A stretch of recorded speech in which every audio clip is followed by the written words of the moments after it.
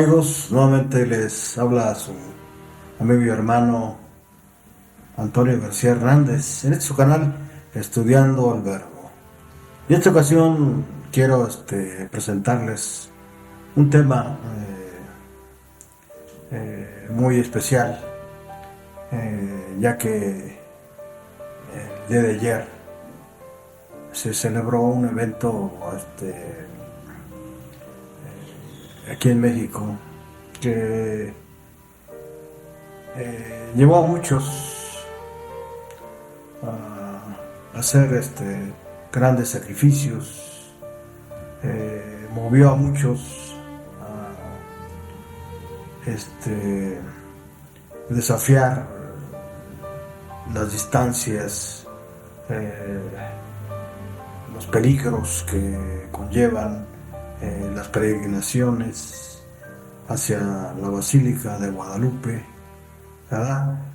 La razón por la cual quiero presentarles en esta hora un tema, como ya dije, especial, titulado María de Nazaret, modelo bíblico para hoy. Así que vamos a tocar ese tema y quiero invitarles, como siempre, a que me acompañen a pedir la dirección del Espíritu Santo. ¿Me acompañan? Cierren sus ojos, inclinen su rostro y oremos. Bendito sea nuestro Padre que estás en los cielos, te alabamos, te glorificamos, Padre eterno, porque solamente tú lo mereces. Y te agradecemos, Padre eterno, esta oportunidad que nos das de abrir tu palabra. Queremos que tu Espíritu nos lleve a toda verdad y que tu palabra, Padre eterno, nos revele algunas cosas que mucha gente desconoce acerca de María de Nazaret, quien fue la madre de nuestro Señor Jesucristo. Gracias por escucharnos, gracias por entendernos, perdona nuestros pecados, porque en Cristo Jesús te lo rogamos humildemente. Amén, amén. Apreciables amigos, quiero tocar este tema con mucho cuidado, ¿verdad? Ya que el propósito no es desafiar algunas teologías que hoy en día son presentadas a través de internet, sino todo lo contrario. Queremos que el nombre de María de Nazaret sea un modelo bíblico para hoy, ¿verdad? Así que vamos a la introducción del tema, ¿verdad? Y vamos a introducirlo de esa manera, ¿verdad? Vamos a hacer alusión a alguna jefa de hogar, ¿verdad?, que aceptó estudios bíblicos por parte de los adventistas. Miren lo que dijo en esa ocasión, ¿verdad? Mamá, allá vienen los adventistas. Entonces la mamá responde y dice: corre, hijo, trae un paño, voy a limpiar el cuadro de la Virgen. Y así respondió la señora al aviso de su hijo. Ella comenzaba a dudar acerca de que se había sido buena idea de haber aceptado el ofrecimiento de estudiar la Biblia con estos protestantes. Realmente ella no estaba interesada, solo quería parecer amable. Buenas tardes, doña Tomasina, así se llamaba. ¿Cómo está usted? Le dijo el hermano Martínez. Y la señora dice: hola, don Martínez, estoy bien, gracias a Dios y a la Virgen, por supuesto. Esto lo decía mientras limpiaba y besaba el cuadro de la Virgen, que colgaba en un lugar especial de la casa. En realidad era una estrategia dirigida a provocar una discusión con sus visitantes, que le diera la oportunidad de anular su acuerdo de estudiar la Biblia con ellos. No obstante, su plan se vio frustrado con la respuesta del señor Martínez y su acompañante, quien le dijeron: nos alegra saber que usted es una mujer devota de la Virgen María. Ojalá todos aceptáramos el plan de Dios así como ella. Así es, ella respondió. Don Martínez con una mezcla de chasco y sorpresa, pues se suponía que esa sería una estrategia infalible para librarse de esos protestantes que, según había escuchado en la misa, odiaban a la Virgen María, la Madre de Dios. Y en México, estimados amigos y hermanos, no se le llama la Virgen María, sin embargo se le llama la Virgen de Guadalupe, que es otro nombre que se le da a la Virgen María por la supuesta aparición de ella aquí en México, en el Cerro del Tepeyac. Sigamos con la ilustración de este tema. El señor Martínez mostró una gran madurez espiritual al respetar las creencias de Tomasina. Esto le permitió no cerrar la oportunidad que se presentaba de mostrarle el mensaje bíblico. Quizás no lo conocía, pero puso en práctica el principio de evangelismo que escuchó del veterano pastor Rafael Colais, titulada que habla de contacto, ¿verdad? Contacto, ¿verdad? ¿Quién era María de Nazaret? ¿Quién era María de Nazaret? ¿Verdad?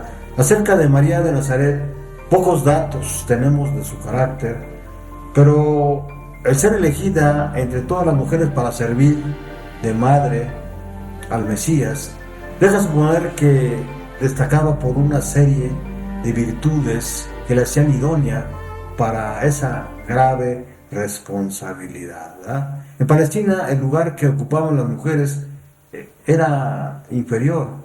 Durante la oración de la mañana, el judío daba gracias a Dios porque no le había hecho gentil, ni esclavo, ni mujer, ¿verdad?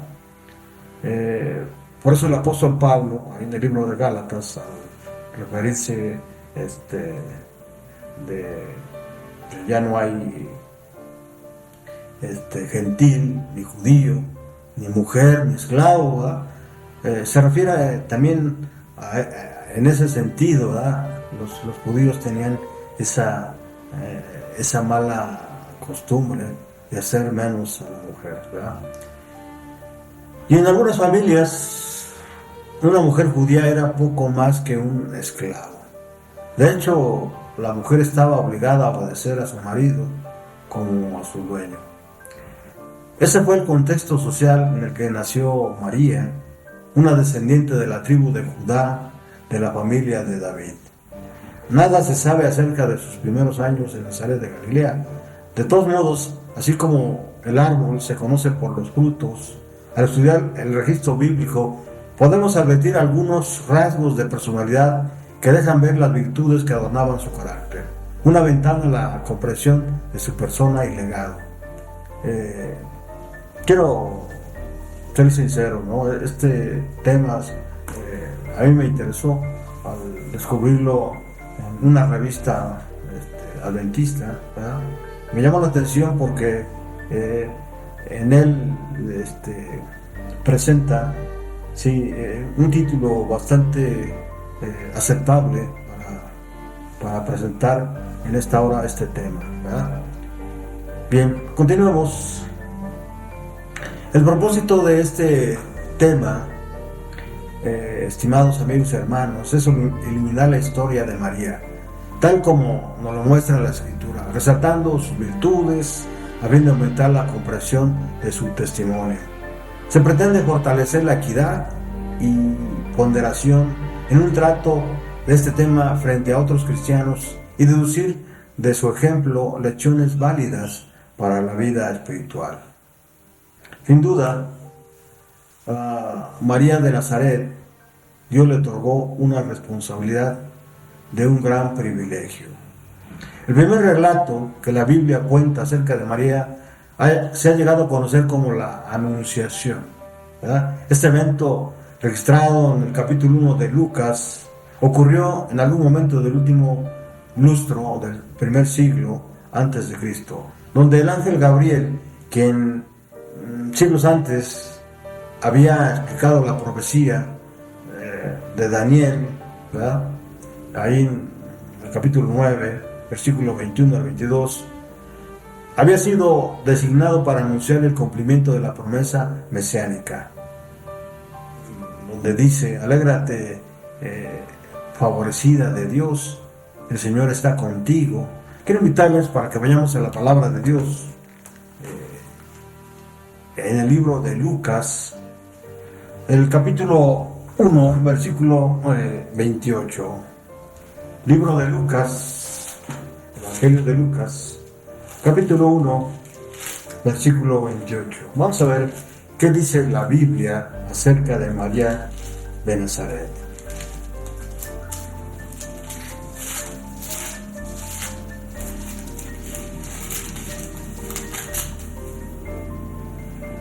Dice: el ángel entró en donde ella estaba y le dijo: salve, muy favorecida, el Señor está contigo. Qué privilegio, ¿verdad? Qué privilegio y qué gran responsabilidad, sin duda, trajo el ángel Gabriel a la Virgen María, ¿verdad? A la Virgen María.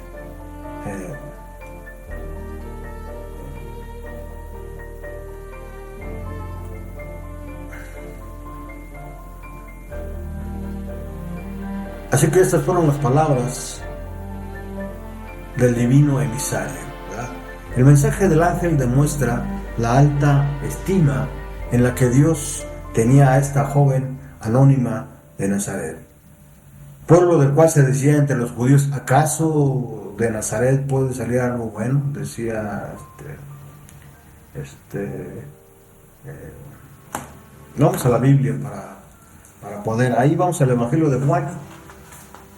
Al Evangelio de Juan, capítulo 1, versículo 46. ¿Qué dice la palabra de Dios?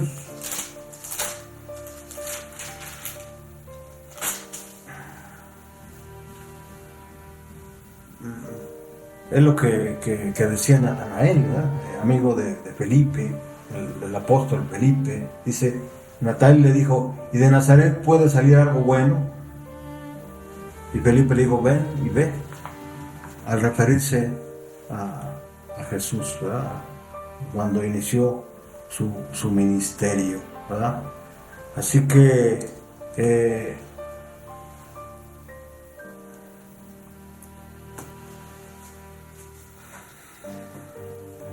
es que la gente en ese entonces solo prestaba atención al aspecto de las personas, pero el Señor no es hombre, porque Él presta mucha atención no solo al aspecto de las personas, sino también de su corazón, ¿verdad? Ahí en 1 Samuel 16:7 viene esta cita, ¿verdad? Donde nos habla acerca de cómo Samuel, al designar Dios a David como rey y enviar a Samuel a la casa de Isaí a escoger el nuevo rey, ninguno de los hermanos había sido idóneo. Todos no eran idóneos para Dios, sino el más idóneo fue David. Por eso es que Dios no presta atención al aspecto de las personas, ¿no? Solamente de su corazón. Quizás compartes con María no ser reconocida por su fama o riqueza, ¿verdad? No obstante, puedes tener la certeza de que eres muy amada a los ojos de Dios. De la misma manera que Dios nos mira, la Escritura nos quiere enseñar a mirar a los demás y no considerar a nadie como inferior por su apariencia o origen. Las palabras del ángel dejaron perpleja a María. Quizás, como el resto de las mujeres judías de la época, no estaba acostumbrada a los halagos. De todos modos, la indicación del ángel logró disipar cualquier sentimiento de inferioridad o temor.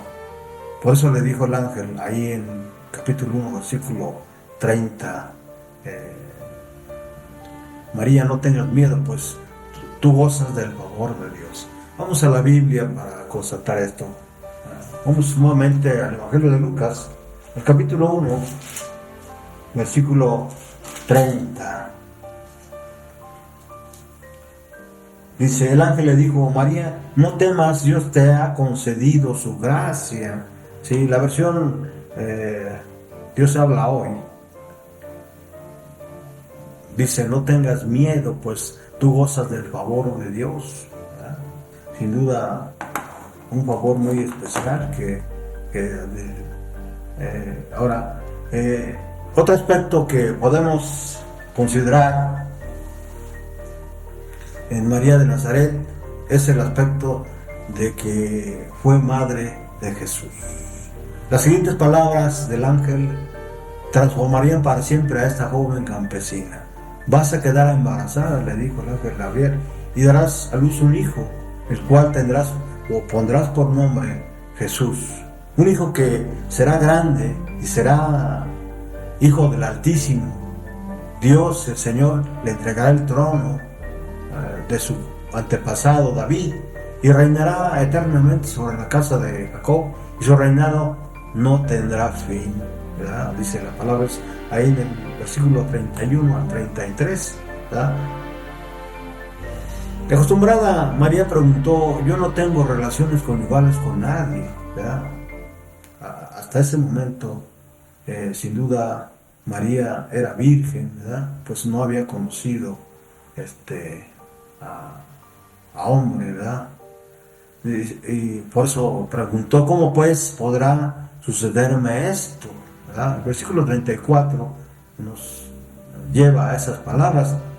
Las lógicas palabras de María fueron respondidas por el ángel con una explicación más o menos detallada de la forma en la que Dios obraría la milagrosa concepción.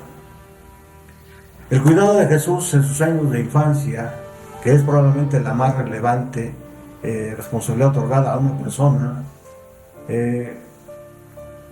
fue confiada a una mujer desconocida para la opinión pública,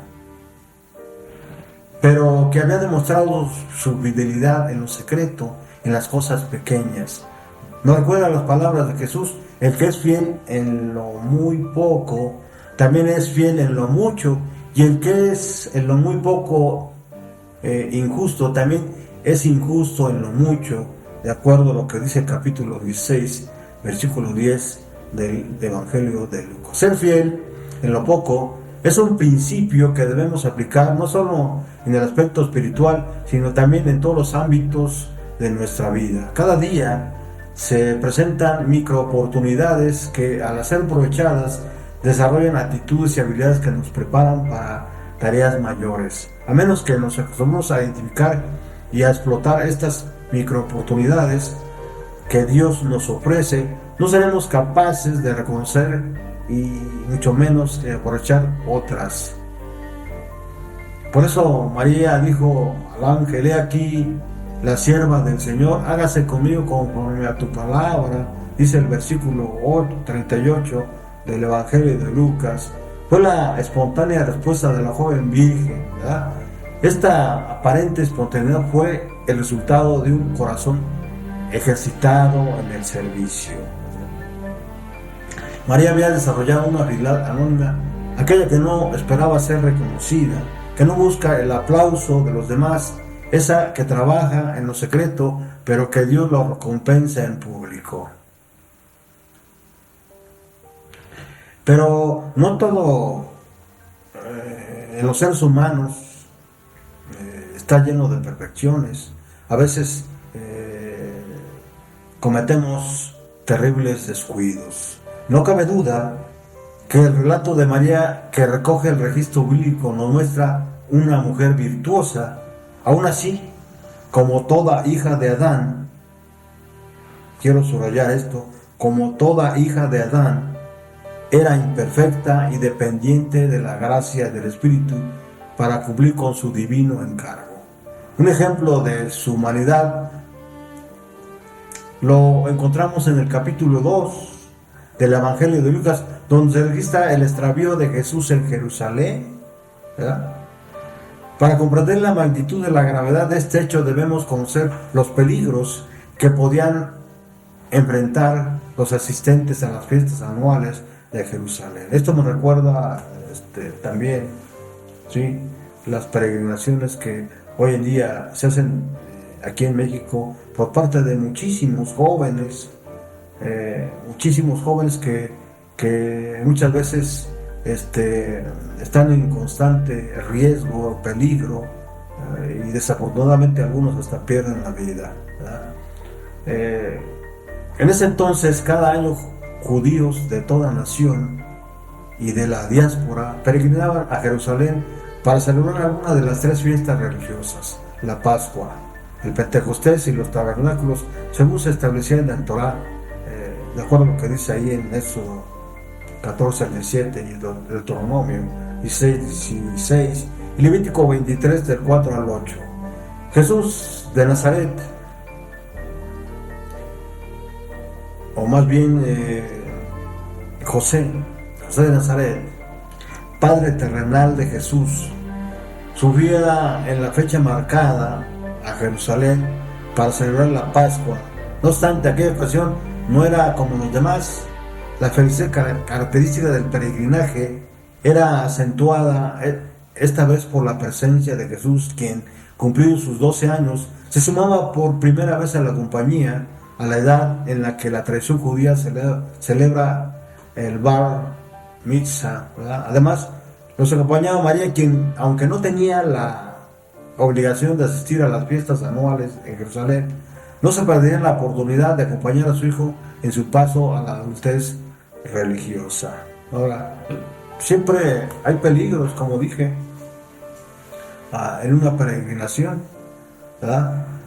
Sin embargo, el regocijo que de seguro marcaba aquellos días de peregrinación fue repentinamente interrumpido durante la marcha del regreso al percatarse José y María de que el querido iniciado no estaba entre ellos.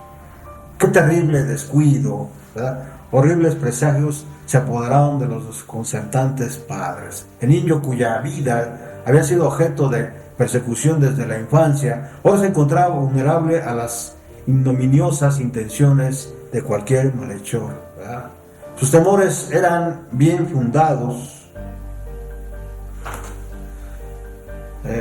Familias enteras iban a Jerusalén, multitudes abarrotaban la ciudad. El teólogo Joachim Jeremías estima que en 125,000 los peregrinos que asistían a Jerusalén para celebrar la Pascua. Esto, unido a 55,000 habitantes de Jerusalén, en aquel momento sumaban 180,000 personas que se apertujaban en la ciudad santa durante la festividad. De esta manera se daban las condiciones para los desórdenes que fácilmente pueden generarse en las grandes aglomeraciones. Y bueno, en este tiempo que estamos viviendo, esta terrible enfermedad, ¿verdad?, de la pandemia, pues, todavía el peligro es mayor. Y entre los peligros que asaltaron la cabeza de los angustiados padres podemos mencionar la muerte a causa de estampidas, disturbios provocados por extremistas, entre ellos los celotes, quienes concebían como un deber ineludible celebrar las santas festividades. El bandolerismo que reinaba en los caminos de acceso a la ciudad y que provocaba frecuentes noticias de atracos a los comerciantes. También cabe destacar la realidad tipográfica de Jerusalén, que estaba caracterizada por profundos barrancos. Además, debemos mencionar peligros de ser raptado y vendido como esclavo. En Roma, los esclavos apuestos, ¿verdad?, y bien enseñados y educados alcanzaban hasta $4,000. Pero bueno, no obstante, al leer el resto del relato bíblico, podemos ver que hubo un final feliz, porque se dio un reencuentro, ¿verdad? ¿Verdad?, con Jesús. Ahora, vamos rápidamente a lo que al punto central de este tema, que es el gran legado de María, ¿verdad? 18 años después, en las bodas de Canaán de Galilea, una situación de necesidad hizo resaltar otra vez la fe de María, que quizás ya era conocida como la viuda de José. Y como faltó vino, la madre de Jesús dijo: no tienen vino, ¿verdad? Vamos rápidamente a la palabra de Dios en el libro del Evangelio de Juan, el capítulo 2, versículo 3. ¿Qué dice la palabra de Dios?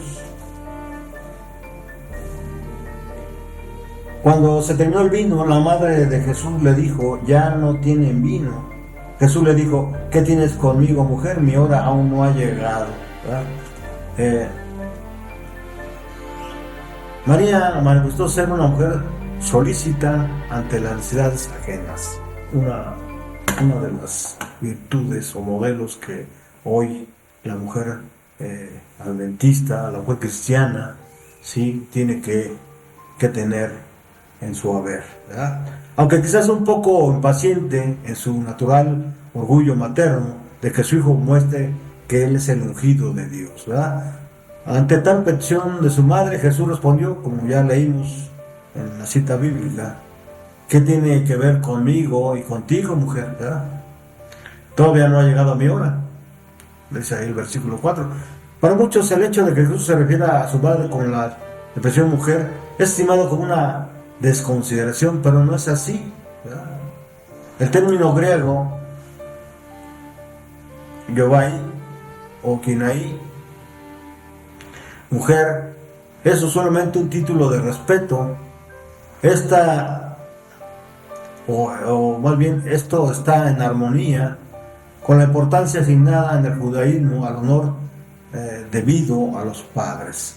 Al usar esta expresión, Jesús establece un grado de distancia entre él y su madre, tal y como se muestra en los evangelios, ¿verdad? No obstante, a la aparente negativa de Jesús, María obró por fe, como si la respuesta de Jesús hubiese sido positiva.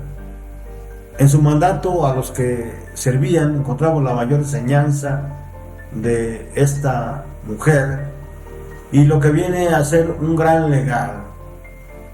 Y aquí es donde tenemos que hacer énfasis. Miren lo que dice la palabra de Dios en el versículo 5. Su madre dijo a los que servían: hagan todo lo que él diga. Esto es muy interesante, ¿verdad? Esto es muy interesante porque hoy en día se ha desvirtuado este legado que María ha dejado a la humanidad, ¿verdad? Porque ahora se cree de una forma diferente, ya siempre, y presentan a María de Nazaret como si ella fuera la principal, sí, dentro del Evangelio, ¿verdad? Dentro del Evangelio. Sin embargo, ella dijo, ¿verdad? Dijo, para que todo el mundo siempre la escuchara: hagan todo lo que él diga. En otras palabras, hagan todo lo que Jesús diga, ¿verdad?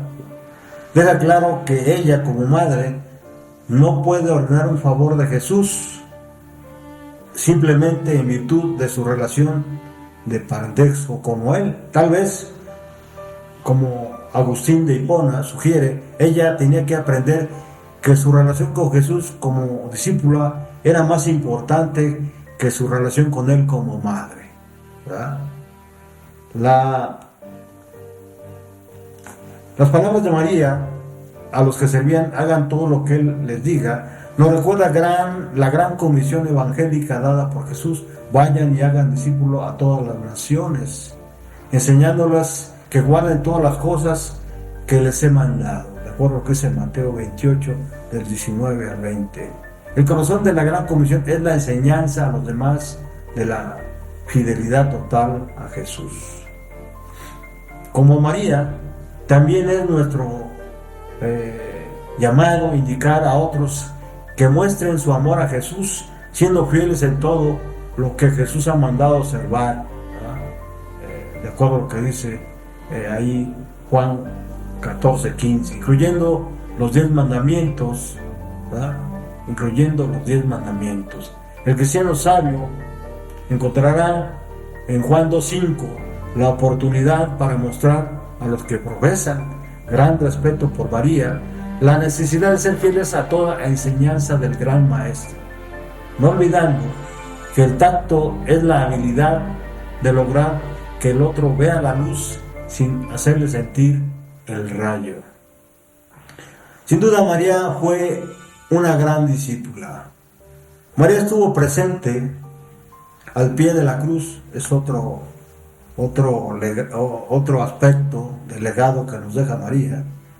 María estuvo presente al pie de la cruz, de acuerdo a lo que está registrado ahí del Evangelio de Juan, capítulo 19, versículo 25, de donde quedaron las palabras del ángel, ¿ya? ¿Dónde quedaron las palabras del ángel? ¿Sí? ¿Dónde quedaron las palabras del ángel? Un hijo que será grande. Dios, el Señor, le entregará el trono de su antepasado David, reinará eternamente sobre la casa de Jacob, y su reinado no tendrá fin, ¿verdad? Dice el Evangelio de Lucas, capítulo 1, versículos 32 al 33. Más bien, este era el cumplimiento de las palabras del anciano Simeón, quien 40 días después del nacimiento del niño le dijo a su madre: una espada traspasará tu misma alma. Sí, esto se encuentra ahí en Lucas, capítulo 2, versículos 35. ¿Cómo podían comprenderse estas dos profecías aparentemente irreconciliables? La resurrección y ascensión, lo mismo que para los discípulos y los hijos de José, marcaron un punto de inflexión en la comprensión de María del ministerio mesiánico de Jesús. Ya no lo consideraba tan solo como su hijo, lo aceptaba como su salvador. Este era el último eslabón de una larga cadena de eventos que esta madre de Nazaret atesoraba en su corazón desde el día del anuncio del ángel Gabriel. Así llegamos a la última mención que hace la Biblia acerca de María de Nazaret. Fue con ocasión de otra de las fiestas anuales judías, esta vez la del Pentecostés, cuando junto a otros 120 discípulos y discípulas de Jesús, María esperaba el cumplimiento de la promesa del Espíritu Santo. Todos estos perseveraban unánimes y en oración y ruego con las mujeres y con María, la madre de Jesús, y con sus hermanos, dice Lucas ahí en el libro de Hechos, capítulo 1, versículo 14. Era una mujer de oración y llegó a ser una fiel seguidora de Jesús, ¿verdad? Esto yo creo que tenemos que considerarlo, ¿sí? Como algo muy importante, ¿verdad? Así que, estimadas hermanas, en el ejemplo de María de Nazaret se encuentra un modelo que todas ustedes, todas las jóvenes cristianas, tienen que seguir. Aquella mujer que en algún momento se unió a los hijos de José para intentar disuadir a Jesús de su misión, de acuerdo a lo que dice el Evangelio de Marcos, capítulo 3, versículo 31, ahora se unía a estos y a sus discípulos para esperar el cumplimiento de la promesa del derramamiento del Espíritu Santo. En este relato, María es distinguida de las otras mujeres al ser mencionada por su nombre, pero de una manera que excluye la idea de que ella tuviese preeminencia alguna sobre los discípulos. La hallamos con los demás en oración dirigida a su Hijo glorificado. Vamos a concluir, estimados amigos y hermanos, este tema interesante, donde quizás podemos todavía escarbar más acerca de María de Nazaret en la Biblia, para poder entender el privilegio que tuvo de ser llena de gracia, ¿verdad? Sí, por parte de Dios, ¿verdad? Pero tenemos que terminar, ¿verdad? Al finalizar nuestro estudio sobre la vida de María, reconocemos, número uno, su fidelidad anónima, su espontánea disposición al servicio, su fe decidida y su entrega total a la misión del Maestro. Estas virtudes eran y siguen siendo altamente valoradas por Dios. Su ejemplo, al igual que José, el hijo de Jacob, Daniel, Esther y muchos otros, es motivo de inspiración y un modelo a seguir para todos hoy. Es importante profundizar en una comprensión integral del mensaje bíblico. La Biblia nos motiva a seguir el legado cristocéntrico que encontramos en María, un llamado muy especial, ¿sí?, donde ella nos dice: hagan todo lo que Él les diga, hagan todo lo que Jesús les diga, de acuerdo a lo que dice el Evangelio de Juan, capítulo 2, versículo 5. Volviendo entonces a nuestra historia inicial, el tacto y la sabiduría que mostró el señor Martínez abrieron las puertas del mensaje adventista a toda una familia. Poco tiempo después, al finalizar los estudios bíblicos, por la gracia de Dios, la señora Tomasina, junto con su esposo y sus 12 hijos, se bautizaron en la iglesia adventista local. Así que quiero agradecer finalmente por que nos acompañaron hasta este punto, y ojalá sea de bendición este mensaje, este tema, ¿sí?, lo que la Biblia dice acerca de María de Nazaret. Dios los bendiga, hasta pronto y nos vemos en la próxima.